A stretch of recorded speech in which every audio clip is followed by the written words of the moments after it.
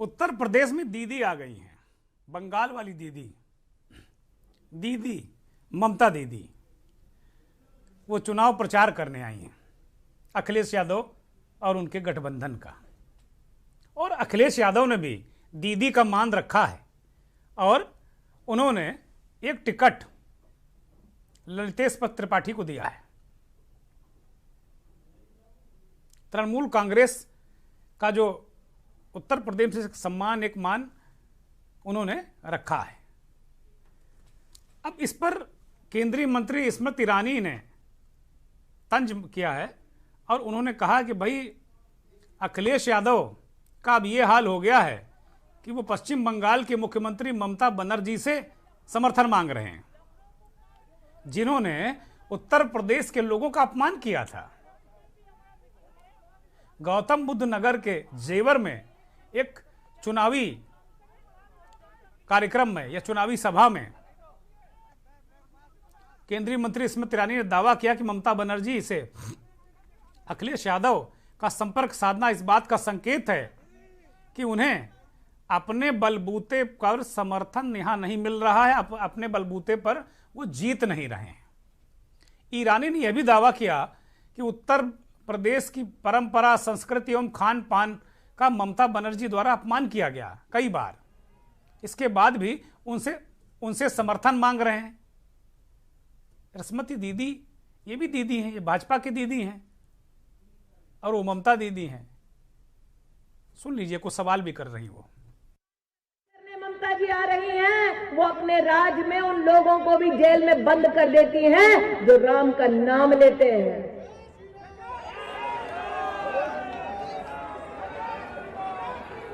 लेकिन देखिए प्रभु की लीला, एक तरफ इस चुनाव में वो राम भक्त हैं जो राम मंदिर का निर्माण सुप्रीम कोर्ट का सम्मान करते हुए बनाते हैं,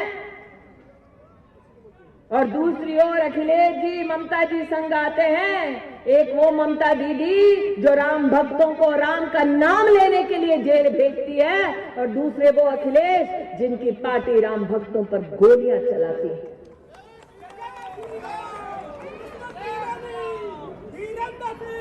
इस बात का आक्रोश वर्षों से उत्तर प्रदेश के नागरिकों के मन में है कि सपा के नेताओं से जब एक पत्रकार ने पूछा कि राम भक्तों को करने।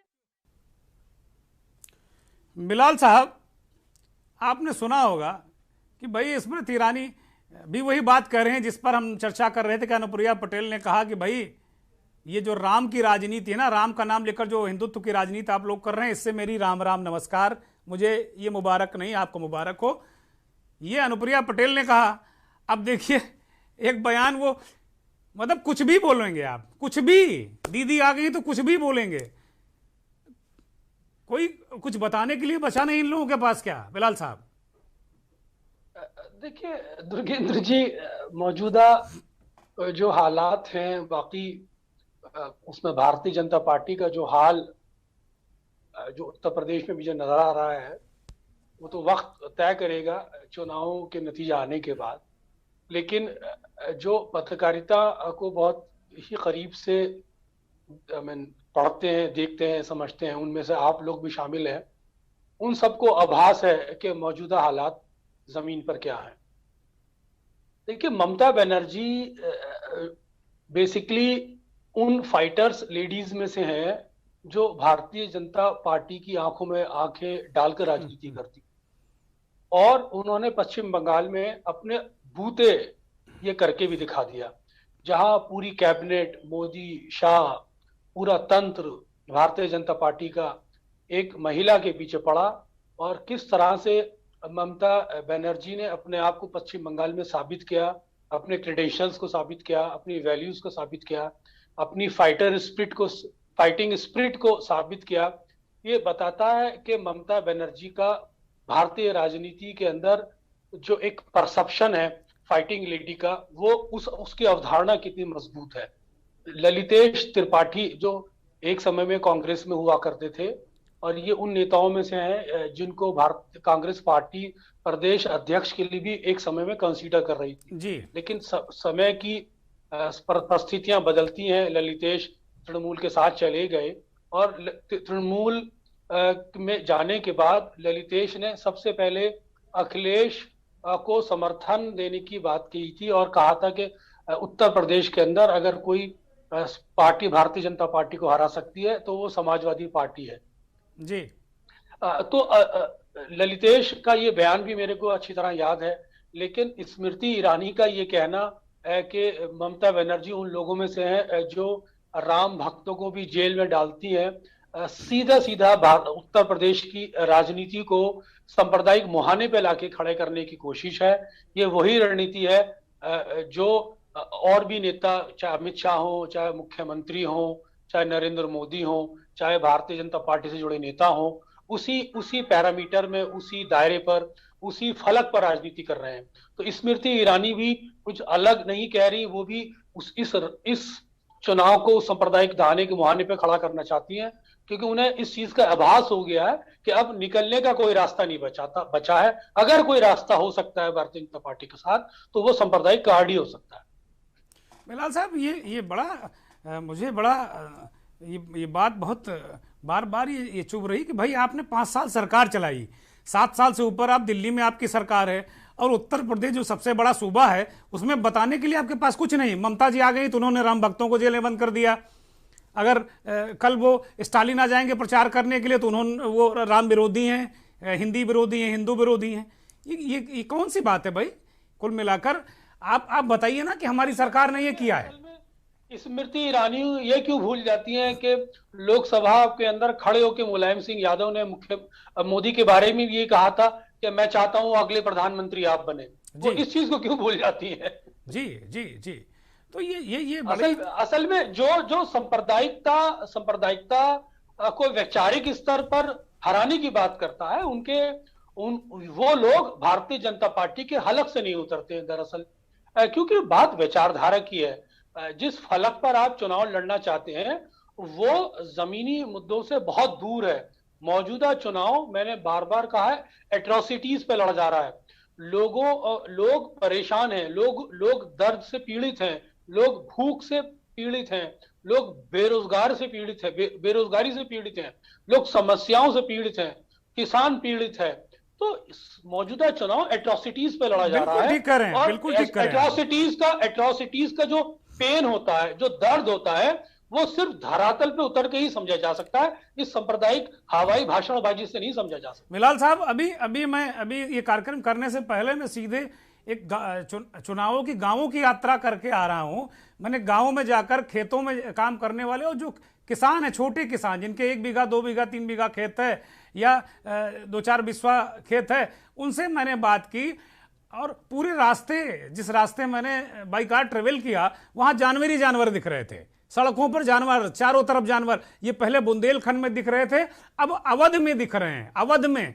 और एक किसान ने तो मुझे ये बताया कि भाई 35,000 रुपया हमने कर्ज लेकर अभी बुआई कराई है, रात भर यहीं डेरा डाले रहते हैं, लेकिन अगर आधे निकल आए तो बड़ी बात है।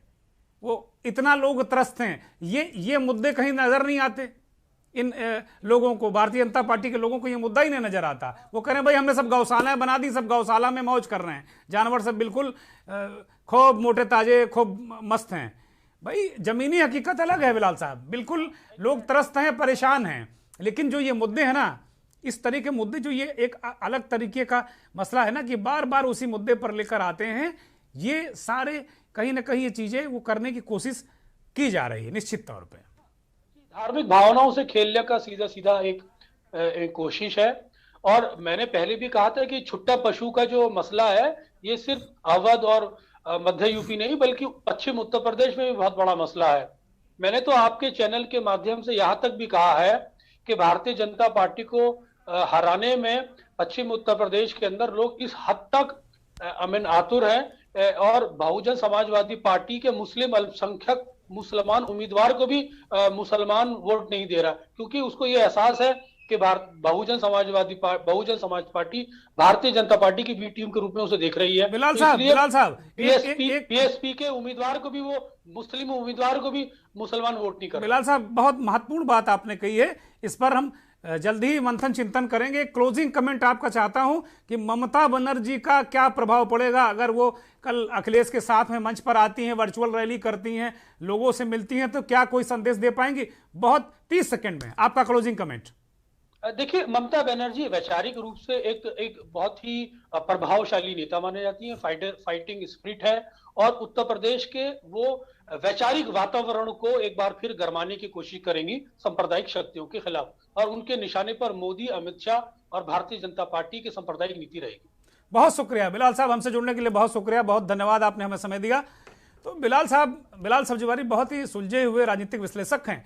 उन्होंने इस बात को कहा कि भाई ममता बनर्जी एक बहुत जुझारू नेता हैं और वो भले ही अखिलेश यादव को बहुत सीधा बहुत बड़ा फायदा, बहुत झोर के वोट न दिला पाए उत्तर प्रदेश की भाषा में, लेकिन एक इंपैक्ट उनका जरूर जाएगा और वो वास्तव में समाजवादी पार्टी के गठबंधन के लिए एक महत्वपूर्ण